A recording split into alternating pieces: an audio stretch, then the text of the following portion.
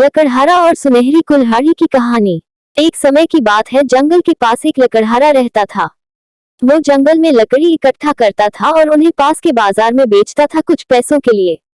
एक दिन की बात है, वो एक पेड़ काट रहा था। तभी हुआ ये कि गलती से उसकी कुल्हाड़ी पास की एक नदी में गिर गई।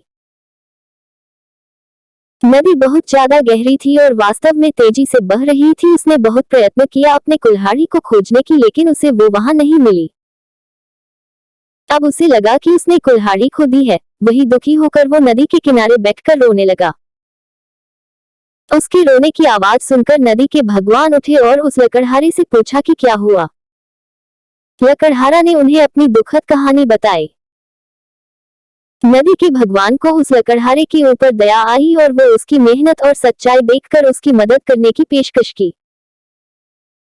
वो नदी में गायब हो गए और एक सुनहरी कुल्हाड़ी वापस लाया, लेकिन लकड़हारे ने कहा कि यह उसका नहीं है। वो फिर से गायब हो गए और अब की बार उन्होंने चांदी की कुल्हाड़ी लेकर वापस आए, लेकिन इस बार भी लकड़हारे ने कहा कि ये कुल्हाड़ी उसका भी नहीं है। अब नदी के भगवान पानी में फिर से गायब हो गए और अब की बार वो एक लोहे की कुल्हाड़ी के साथ वापस आ गए। लकड़ी का कुल्हाड़ी देखकर लकड़हारा मुस्कुराया और कहा कि यह उसकी कुल्हाड़ी है। नदी के भगवान ने लकड़हारे की ईमानदारी से प्रभावित होकर उसे सोने और चांदी की दोनों कुल्हाड़ियों से भेंट की।